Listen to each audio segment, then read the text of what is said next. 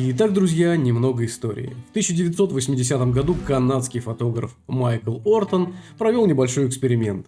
Он взял два кадра пленки, одна из которых была в фокусе, другая в расфокусе, наложил друг на друга и получил эффект, который в последующем стали называть эффект Ортона. Что же дает этот эффект? За счет того, что один кадр Ортона был в расфокусе, на фотографии получился эффект такого мягкого размытого света, и фотография напоминала рисунок гуашью. Этот метод сработал как вирусное видео в наше время и быстренько разбежался по всему земному шару. Все фотографы мира начали экспериментировать с этим методом, и наиболее удачно он ложился на фотографии, на которых есть туман, есть свет. Фотография получалась такой загадочной, красивой, интересной. А сегодня, друзья, у нас пленки нет, зато у нас есть Photoshop, и благодаря ему мы можем очень легко и быстро этот метод повторить. И если у вас нет похожего изображения, вы можете скачать мой, с которым я буду работать в этом видеоуроке, и потренироваться в обработке вместе со мной. Итак, друзья, вы на канале, посвященный фотографии, меня зовут Серджио, но мы приступаем к обработке. Поехали! Итак, друзья, мы с вами в Lightroom или в Camera Raw, но это ненадолго. Эта фотография уже обработана, и тот файлик DNG, который вы скачаете под этим видео, будет в себе содержать все эти настройки. Вы, соответственно, можете эти настройки сохранить в свой пресет и обрабатывать какие-то другие пейзажи. Давайте я вам просто покажу, какая фотография была до обработки и какая она стала после обработки. Вот именно с такой фотографией вы будете работать уже у себя на компьютерах вместе со мной. Переходим в Photoshop. Итак, друзья, мы с вами в Photoshop, и первый метод у нас классический. Первым делом, что мы с вами делаем, это копируем фотографию. Нажимаем сочетание клавиш Ctrl-J для того, чтобы работать с отдельным слоем. После этого давайте с вами заглянем в размер изображения. Итак, идем изображение. Размер изображения. Я хочу сразу сделать фотографию меньше под свой монитор. Итак, у меня ширина 2560 на 1440. Теперь, друзья, обращаем внимание на размер изображения в пикселях и запоминаем это значение. У меня оно 22,6. В будущем оно нам пригодится. Кликаем ОК. Ctrl-0. Фотография масштабируется по экрану Photoshop. Далее идем в фильтр, размытие. Размытие по Гауссу. И вот здесь, друзья, мы применяем наше значение. Ну, после запятой не обязательно. Если вы на своей фотографии не получите должного эффекта, поэкспериментируйте в диапазоне 20-50. Я поставлю по размеру своего изображения. Итак, 22 пикселя. Кликаем ОК. Далее меняем метод наложения на мягкий свет. Мы получаем более такую контрастную, жесткую фотографию. Работаем дальше. Итак, идем в выделение, выбираем цветовой диапазон. Далее, друзья, в верхнем окошке выбираем подсветка. В английской версии будет highlights. Внизу выбираем в градациях серого, grayscale на английском. Далее, друзья, здесь у вас обязательно должна быть стоять выделенная область, на английском selection. После чего делаем разброс 100% и работаем с вами вот с этим ползунком, который называется диапазон. Ту область, которая у нас становится более светлым, та и будет у нас на фотографии более размытой. Соответственно, на темных участках я хочу сохранить текстуру, и я подбираю такой диапазон, чтобы он у меня затрагивал светлые области. И вот давайте я, соответственно, захвачу небо, и чтобы у меня немного переходило на ветки. Вот, наверное, пожалуй, вот таким вот образом, где-то на значении 85 я, пожалуй, остановлюсь. После чего давайте посмотрим разброс. Разброс работает у нас как градиент, то есть он еще больше дорабатывает темные области и тем самым снижает диапазон перехода от светлого, от размытого к темному, там, где текстура сохраняется. Ну, я немного убавлю, прям буквально, пожалуй, ну вот на 94. Кликаем ОК.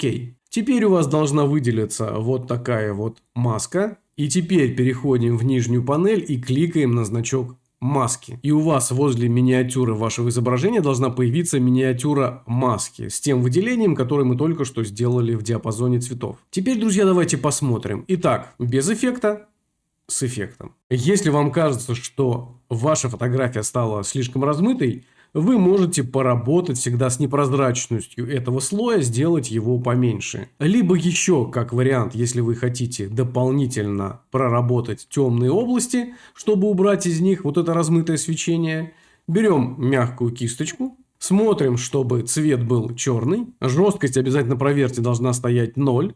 Давайте непрозрачность нажатия сделаем по 70%, сглаживание сделаем 15%. После чего, друзья, обращаем внимание, что должна быть активной именно маска, никак не фотография.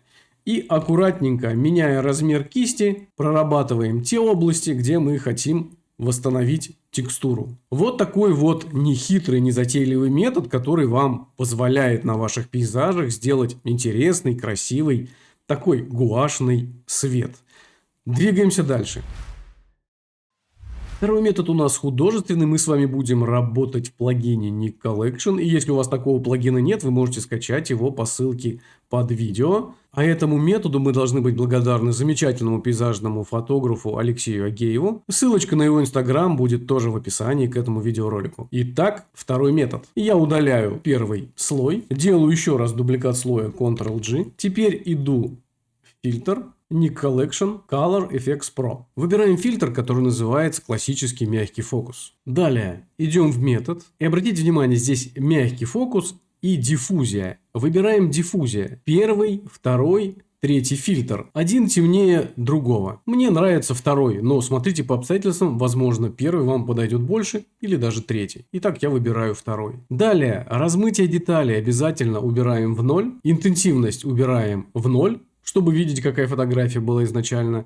И теперь двигаем вправо, пока не добьемся того эффекта, который нам понравится. Я советую вам работать здесь с чувством меры и работать в диапазоне 20-50%. Давайте я поставлю 50%. После чего, друзья, мы яркость с вами немного понижаем, где-то примерно на минус 20. После чего добавляем информацию в тенях. В моем случае где-то я остановлюсь, пожалуй, на значении 31. Далее, друзья, вы прямо здесь же, в этом фильтре, можете слегка смягчить наложенный фильтр в некоторых локальных зонах, где это необходимо. Например, на скале.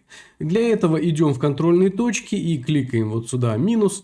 У нас появляется вот такой вот значок. Мы можем разместить его, например, здесь на скале. Верхнее значение у нас меняет радиус, а нижнее значение у нас изменяет интенсивность наложения данного фильтра внутри этого диаметра, внутри кисти. Работает по принципу непрозрачности слоев Photoshop.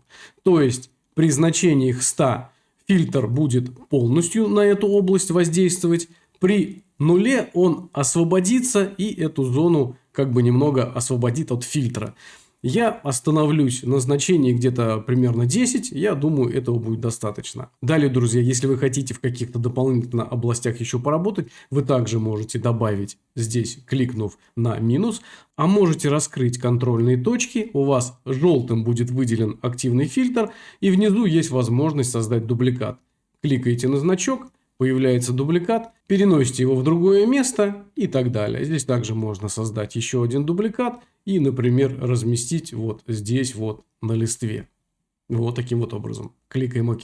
Итак, нажимаем глазик, и вот так фотография выглядит без эффекта, а вот так вот она выглядит с эффектом. И, конечно, здесь вы также можете поработать с непрозрачностью слою, и также можете добавить маску и проработать текстуру в тех областях, в тех зонах, в которых считаете необходимым. И теперь, друзья, нам осталось добавить парочку корректирующих слоев. Это сочность и выборочная коррекция цвета. На этом мы подробно сегодня останавливаться не будем. Я об этом говорил в других своих видео по обработке пейзажной фотографии. Не забывайте, что это два очень сильных и интересных инструмента, которые позволяют вам получить красивый цвет на вашей фотографии. И теперь нам осталось посмотреть только результат. Итак, давайте посмотрим на исходник. Вот такой он.